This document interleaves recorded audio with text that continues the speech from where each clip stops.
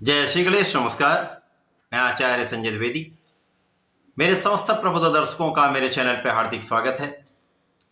प्रिय दर्शकों, आज मैं दैत्य गुरु शुक्राचार्य के राशि परिवर्तन प्रभाव को लेकर आपके सम्मुख उपस्थित हूं।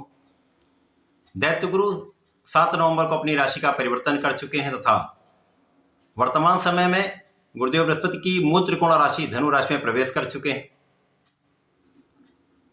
जब शुक्राचार्य गुरुदेव बृहस्पति की राशि में पहुंच चुके हैं, इसी प्रकार से यदि हम अवलोकन करें तो गुरुदेव बृहस्पति शुक्राचार्य की वृषभ राशि में गोचर कर रहे हैं। इस प्रकार से दो गुरुओं का एक विशेष संयोजन बन रहा है, जिससे एक महाप्रबल परिवर्तन राजयोग का निर्माण हो चुका है। परिवर्तन राजयोग एक प्रकार का महाराजयोग है जो जिन ग्रहों के बीच में बनता है उन ग्रहों के संपूर्ण प्रभाव को प्रदान कर देता है। जिन जिन कारक भाव के ये ग्रह स्वामी होते हैं उनका संपूर्ण प्रभाव मिलता है। इसी प्रकार से जिन राशियों के लिए जिन भावों के स्वामी हैं उन भावों का संपूर्ण प्रभाव प्राप्त होता है, जिसके कारण ये अत्यंत प्रबल स्थिति बन रही। अब दोनों गुरु हैं तो निश्चित रूप से अत्यंत सकारात्मक परिणाम देने वाले हैं। दोनों सौम्य ग्रह हैं, अत्यंत शुभ प्रभाव देते हैं, सर्वाधिक शुभ प्रभाव देने वाले दोनों ग्रह हैं। गुरुदेव बृहस्पति जो आपको शिक्षा ज्ञान, आपको योग्य बनाते हैं, आपको शिक्षा देते हैं, ज्ञान देते हैं।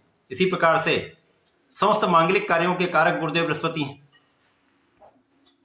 शुक्राचार्य आपको जीवन के समस्त ऐश्वर्य, वैभव, धन संपदा की प्राप्ति कराते हैं। जिस प्रकार से दोनों गुरुओं को जब संबंध बनेगा तो विशेष रूप से यह अत्यंत लाभदायी हो जाता है।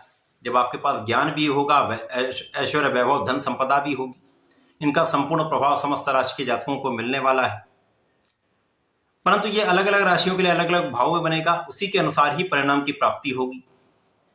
आज मैं मकर राशि के लिए शुक्राचार्य के इस राशि परिवर्तन का कितना प्रभाव प्राप्त होने वाला है, किन भावों में वृद्धि होगी, इस समय में आप कितना लाभ ले पाएंगे, यदि कहीं पर कोई समस्या है अथवा कोई समस्या आ सकती है तो उसका क्या निराकरण है, संपूर्ण विश्लेषण मैं पूर्ण तर्क के साथ करने जा रहा हूं। प्रिय दर्शकों, इस राशिफल को आप अपने चंद्र राशि के आधार पर देखें, अर्थात आपकी चंद्र कुंडली में, आपकी जन्म कुंडली में यदि 10 नंबर में चंद्रमा है तो आपकी मकर राशि। मकर राशि के स्वामी शनिदेव महाराज हैं। वर्तमान समय में अपनी मूल त्रिकोण राशि कुंभ राशि में गोचर कर रहे हैं, जहां पर ये प्रबल अवस्था में आ चुके हैं, मार्गी हो चुके हैं, तो अति बलवान स्थिति में है, जिसके कारण आपकी लग्न अत्यंत प्रबल है। आपका प्रभाव विशेष होने वाला है, आपकी क्षमता में कई गुना वृद्धि होने वाली है, आपको बहुत संतुलित रखने वाले हैं, आपकी कार्य क्षमता में वृद्धि करने वाले हैं।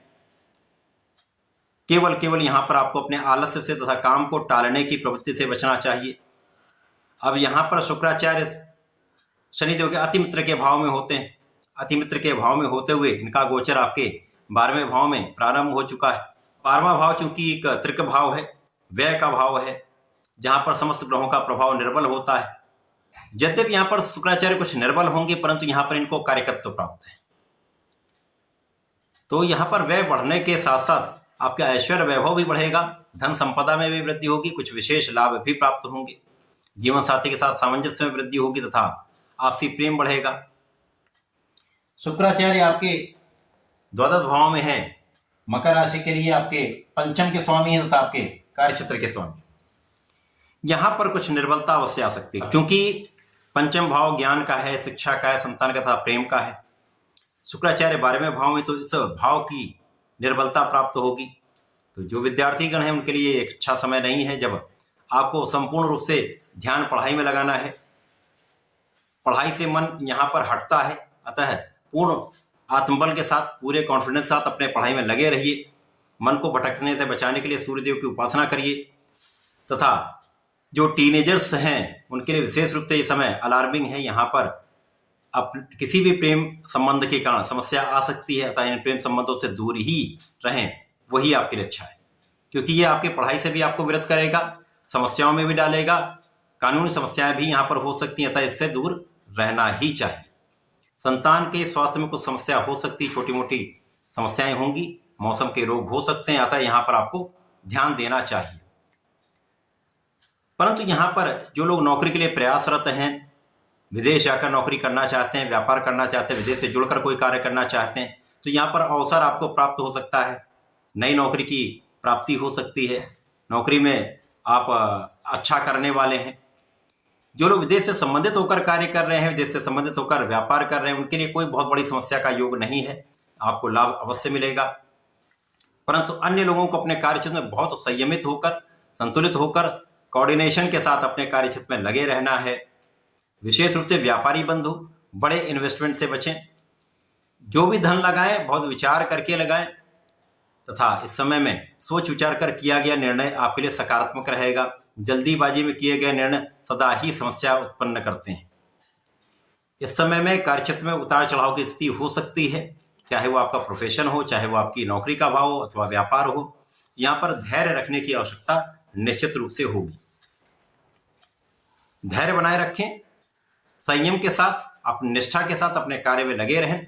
सफलता तो मिलेगी, परंतु इस समय में कुछ कष्ट तो अवश्य होता है। परंतु आपके लग्न की स्थिति अत्यंत प्रबल है, जिसके कारण धन का आगमन होता रहेगा। हो सकता है कि उतना अच्छा लाभ नहीं हो, परंतु लाभ की तथा धन की निरंतरता बनी रहे, इनकम आपके पास होती रहे, जिसके कारण बड़ा कोई कष्ट नहीं होने वाला।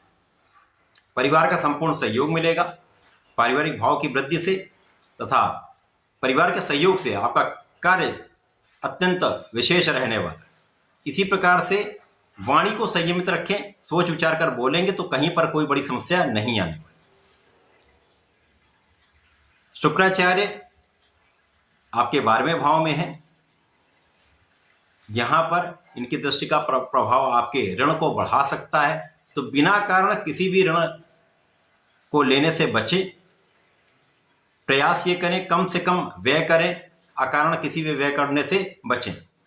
क्योंकि यहां पर यदि आप भोग विलास में पड़ते हैं, स्वार्थी मित्रों के साथ आपका समय बीतता है, तो कुछ समस्याएं उत्पन्न हो सकती हैं, विवाद उत्पन्न हो सकते हैं, जिसके कारण आप कष्ट में आ सकते हैं। तो यहाँ पर ऐसे मित्रों से दूरी बना करके भोग विलास को त्याग दीजिए। इस समय सात्विक रहिए, सात्विक विचार रखिए, सात्विक भोजन करिए, तो यह समय आपके लिए अत्यंत अनुरूप रहेगा। बहुत समस्याएं अपने आप दूर हो जाए। इस समय में आपको नियमित रूप से भगवान भोलेनाथ पर जलार्चन करना चाहिए। गणपति जी के संकट नाशन गणेश स्तोत्रम का पाठ करना चाहिए तथा प्रत्येक शुक्रवार को भगवान भोलेनाथ पर दही चढ़ाएं। आपकी समस्याएं दूर होंगी, आपको लाभ भी प्राप्त होगा, धन भी प्राप्त होगा। तो ऐसा करके इसका लाभ लें। धन्यवाद, नमस्कार।